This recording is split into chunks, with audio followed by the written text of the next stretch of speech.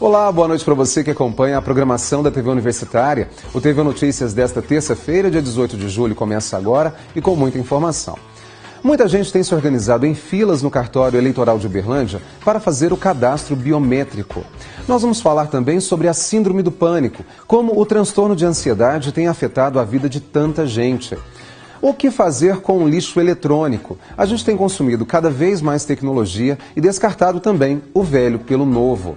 Hoje tem ainda as vagas de emprego e estágio no nosso quadro Mercado de Trabalho, a previsão do tempo para amanhã e muito mais. O TV Notícias está só começando.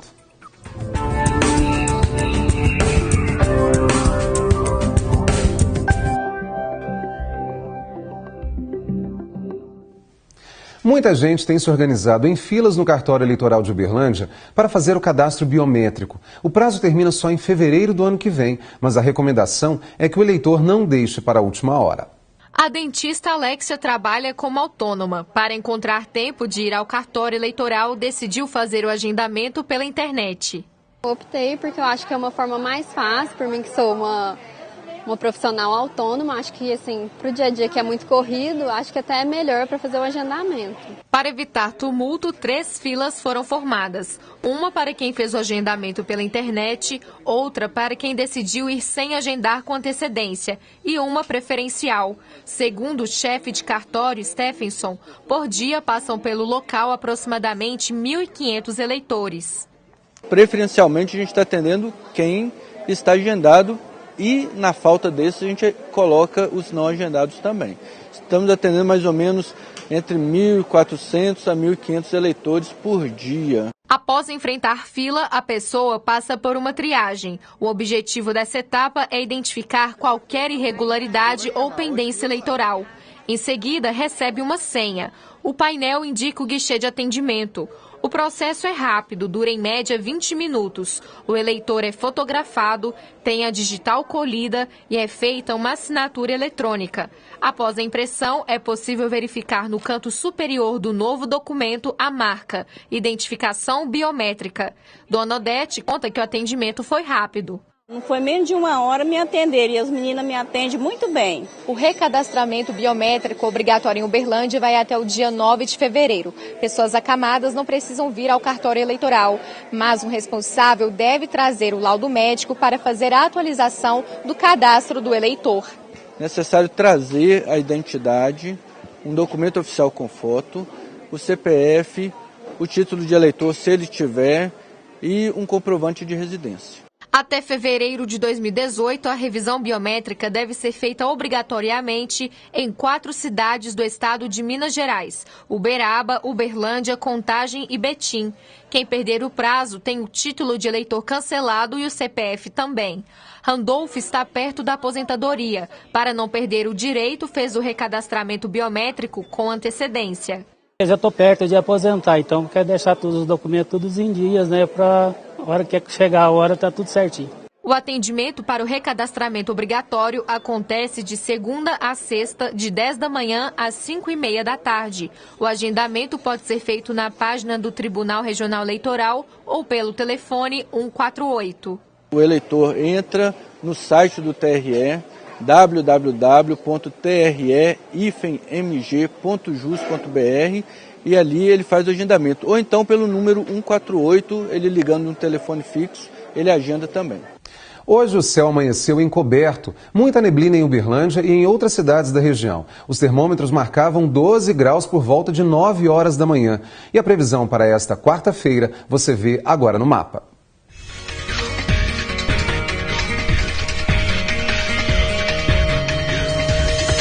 Em Uberlândia, sol fraco e períodos de céu nublado. Mínima prevista de 14, máxima de 28 graus.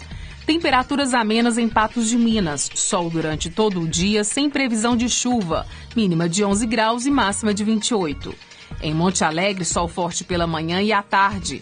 A mínima prevista para quarta-feira é de 15 e a máxima 29 graus. Em Estrela do Sul, tempo nublado, mas nada de chuva.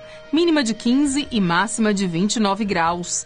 Em Campina Verde, a temperatura também varia entre 16 graus a mínima e a máxima 30 graus. O Brasil não é muito diferente de países mais desenvolvidos em relação ao consumo de tecnologia. A gente compra muito eletrônico, troca rapidamente e quase sempre descarta o velho pelo novo. O Brasil produz cerca de 50 milhões de lixo eletrônico por ano e a maioria deles é descartado de forma errada por falta de informação. No lixo mesmo, normal. Por quê? Porque não tem outro lugar que eu saiba. Eu até tenho carcaça no celular aqui, estou carregando na mochila, mas eu não encontro lugar para jogar aqui. Leonardo explica um pouco sobre a forma correta de separar esse lixo. A pessoa pode levar esse equipamento até a empresa ou as empresas podem fazer a coleta na residência da pessoa e vai fazer a desmontagem desse equipamento, vai separar por categorias e vai destinar isso para reciclagem. O primeiro passo é fazer a triagem dos objetos que chegam. Aqui, por exemplo, ele passa pelo processo de desmontagem e depois é categorizado no setor que pertence. Ao todo, são 2 toneladas de lixo eletrônico arrecadados durante o mês. E nesse processo, o meio ambiente também ganha. Evitar de tirar matéria-prima do meio ambiente, evitando que nossas gerações futuras, nossos filhos, nossos netos, fiquem sem matéria-prima. Água, metais como cobre, alumínio, que eles tenham dificuldade em achar esse tipo de matéria-prima no meio ambiente. Os processos para o descarte incorreto de baterias, pilhas, notebooks, televisão de tubo, celulares e monitores ajudam na prevenção de contaminação que podem trazer problemas de saúde. O mercúrio que tem nas lâmpadas, ele pode trazer problemas renais, neurológicos. O chumbo, ele pode trazer tremor muscular. O arsênio e o cádmio, eles são agentes cancerígenos. Então, isso exposto de maneira inadequada na natureza pode contaminar o solo, pode contaminar lençóis freáticos e chegar até nós causando problemas de saúde. A empresa Júnior da Universidade Federal de Uberlândia sustenta soluções de engenharia ambiental, ensina aos clientes e parceiros como desenvolver a logística reversa, que pode ser usada para empregar a responsabilidade compartilhada de ciclo de vida dos produtos. O consumidor ele compra um produto, por exemplo, ele compra uma bateria em certo lugar e no final, que acabou essa bateria e não tem utilidade mais, ele pode estar levando aonde ele comprou, no estabelecimento onde ele comprou, que esse estabelecimento vai voltar para quem forneceu para ele, até voltar para quem foi o fabricante, que eles vão dar a destinação correta, ambientalmente adequada. A Sustenta foi fundada em 2013. Luana conta que participam da empresa Júnior 23 membros efetivos. Oferece 6 tipos de serviço com preço abaixo da média do mercado. A Sustenta, ela oferece serviços de gestão de resíduos sólidos, educação ambiental, regularização ambiental. Dentro da regularização, a gente oferece o licenciamento e o CAR. A gente oferece reaproveitamento de uso de água e energia, organização de eventos e soluções ambientais em geral. E como nós vimos aí no finzinho da reportagem, é importante esse trabalho que é feito de reciclagem, principalmente do lixo eletrônico. E é claro também a gente deve observar o nosso comportamento em relação ao consumo de tanta tecnologia. E depois do intervalo você vê a previsão do tempo para amanhã e tem também muito mais informação para você. O TV Notícias faz um rápido intervalo e volta já.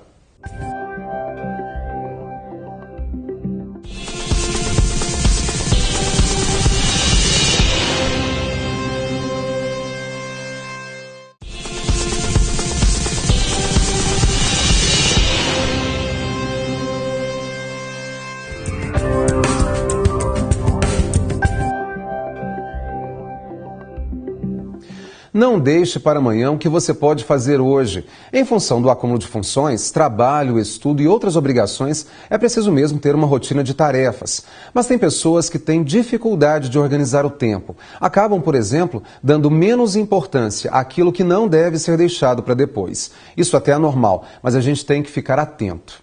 Procrastinar, aquele famoso hábito de deixar para a última hora. Tem gente que admite esperar um pouco mais para resolver as tarefas do dia a dia. O senhor tem o hábito de deixar para fazer as coisas na última hora?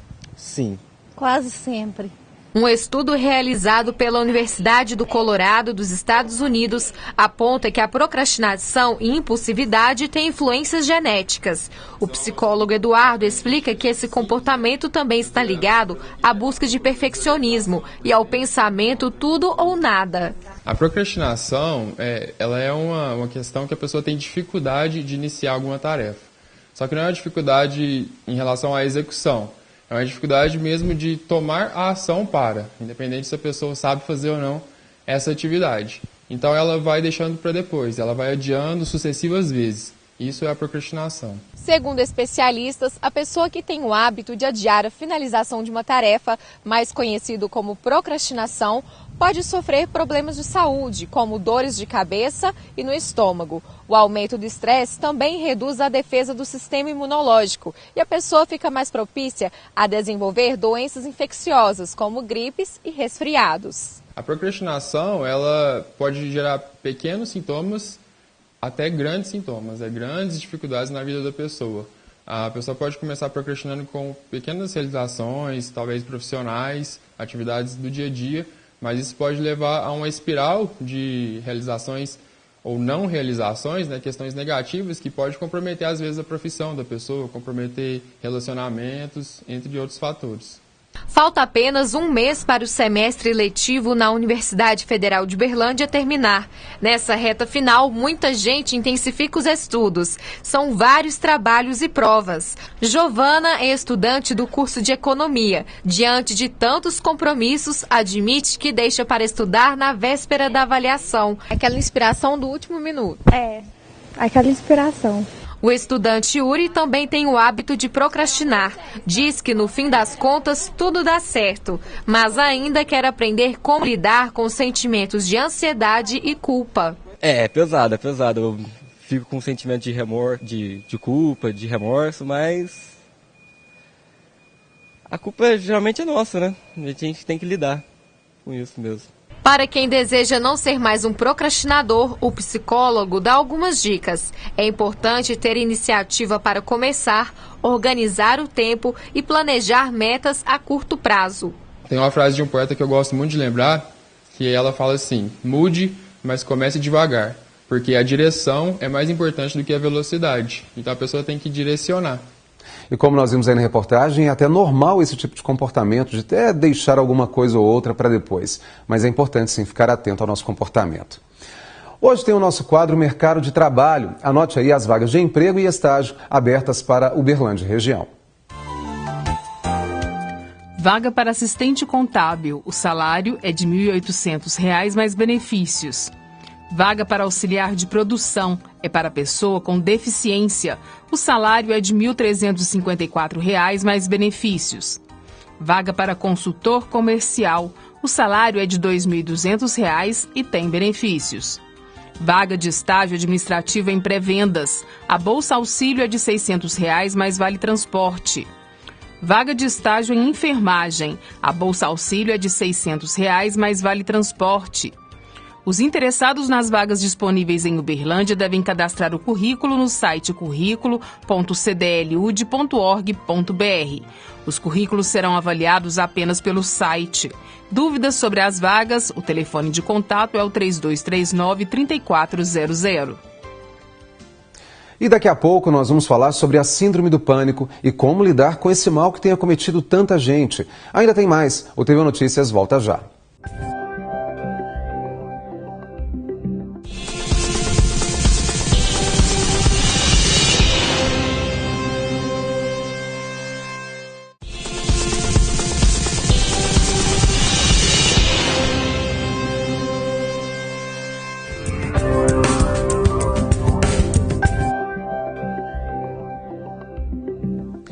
Minas Gerais teve o melhor resultado na criação de novas vagas de emprego no mês de junho.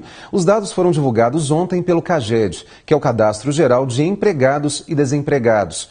O crescimento no estado foi de 0,5% em relação a maio. E o saldo positivo ficou na diferença entre 108.965 contratações e 107.392 demissões. O resultado foi motivado principalmente pela expansão dos setores de agropecuária e serviços. Amanhã tem eleição para definir os novos diretores e coordenadores da Faculdade de Medicina da UFO, que inclui os cursos de Medicina, Enfermagem e Nutrição. Mais informações com Gislene Rodrigues. Olá, Flávio. A votação acontece amanhã das 8 horas da manhã até as 7 da noite. Para saber mais detalhes, eu converso com Adriano Soares Marques, que é representante do Diretório Acadêmico do curso de Medicina da UFO. Conta pra gente a importância desse processo eleitoral para a Faculdade de Medicina. Bom, primeiro que a UFO está escolhendo seus novos diretores e coordenadores para os cursos da Faculdade de Medicina, que englobam tanto medicina, nutrição e enfermagem. Então, não é exclusivamente o curso de medicina. Por isso a importância. São cargos que vão nos acompanhar por pelo menos 2 anos, no caso dos coordenadores, e no caso dos diretores são 4 anos. Então, principalmente na mudança curricular nova que o nosso curso sofreu, é de extrema importância o envolvimento de todos os estudantes, né? Falando do envolvimento dos estudantes, como eles podem participar, deixarem o seu voto? Bom, a votação ela acontece amanhã, das 8 da manhã às 19 horas, e ele acontece no bloco 8C do campus Umuarama. São convidados os estudantes graduandos do curso de Medicina, Nutrição e Enfermagem para poder votar. Então aguardamos todos, né, para que possam exercer o seu voto, seu direito de voz, e que escolham bem os candidatos, analisem os perfis, analisem as propostas, quais mais se enquadram naquilo que esperam para o curso, futuro dos seus cursos, e que possam comparecer amanhã para dar voz àquilo que pensam, e aguardamos todos. Tem que levar algum documento? A gente acredita que pode levar identidade estudantil, mas é só chegar na hora e votar. Muito obrigada pelas informações. É com você, Flávio. A gente segue falando de saúde. O quanto os transtornos emocionais têm sido cada vez mais diagnosticados e também que não escolhe vítimas, né? Até as crianças podem sofrer com esse distúrbio de ansiedade. Quem vai falar mais com a gente sobre o assunto é a psicóloga Inês Rosângela. Inês, muito obrigado pela presença aqui hoje. Quando a gente fala de transtornos emocionais, a gente sabe que são vários transtornos e que todos eles estão ligados à ansiedade, ao próprio estresse, aquele estresse que foge ao estresse positivo e que realmente se torna algo patológico. Mas o que a gente pode falar em relação à síndrome do pânico? Primeiramente, eu agradeço pela oportunidade de estar aqui, Flávio. E quanto ao transtorno do pânico, ele é um transtorno de ansiedade. Existem diversos transtornos de ansiedade. O DSM, ele classifica 10. E o transtorno do pânico é um desses. E o transtorno do pânico pode acometer tanto adultos quanto crianças. Quando acontece com adultos, quais são as causas mais comuns para que o adulto realmente tenha esse tipo de transtorno, né, como você fala? Isso. E na criança também, qual é a diferenciação em relação às causas, por exemplo? Bom, a diferença básica é que no adulto, é o adulto que vai ter que cuidar disso. E os fatores, as causas que levam a pessoa a ter esse transtorno são multifatoriais. Varia tanto do estresse, o estilo de vida, quanto a fatores genéticos.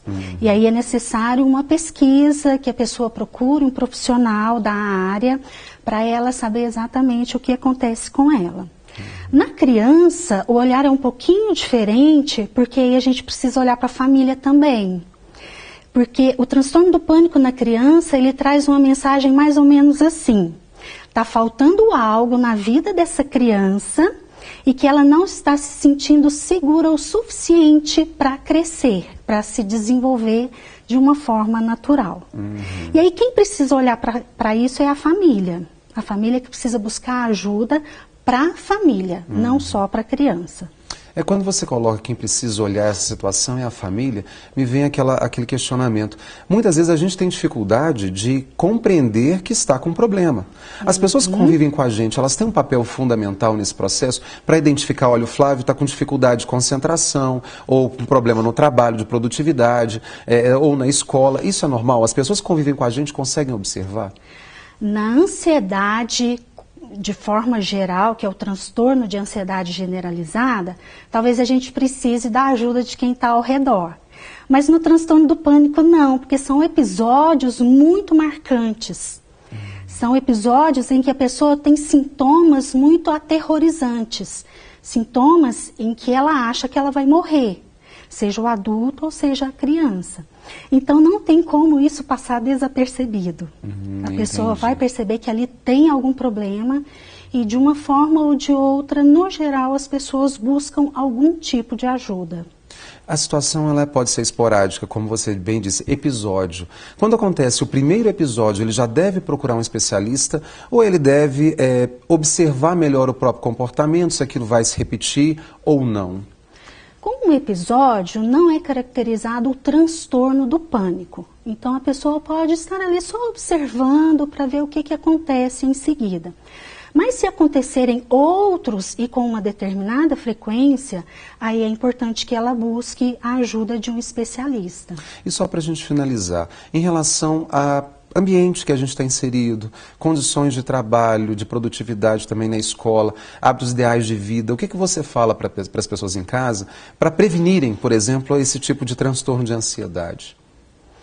Bom, é muito importante que as pessoas busquem uma qualidade de vida, que elas busquem ter hábitos saudáveis, atividade física, assim como cuidar da saúde de uma forma geral. E cuidar da saúde de uma forma plena é cuidar do corpo, da mente e da alma. A pessoa focando isso, ela fica bem. A gente pode dizer que buscar também desenvolver atividades que ofereçam prazer. Porque tem algumas que não tem jeito, são inevitáveis. A gente tem que produzir, a gente tem que, tanto na escola quanto no trabalho, na família, mas tem atividades que a gente pode buscar, não é mesmo? Sim, a nossa vida ela é permeada por obrigações. Se eu não intercalar com atividades de prazer, a vida fica muito desgastante, muito fatigante, e aí eu fico propensa a ter uma série de doenças mentais. Então vamos evitar isso, com certeza. Inês, muito obrigado mais uma vez pelas informações. Eu é que agradeço. E a gente fica por aqui, boa noite para você, a gente volta a se encontrar amanhã às 10 para as 7 da noite. Mais informações você confere a seguir no Jornal Minas, segunda edição.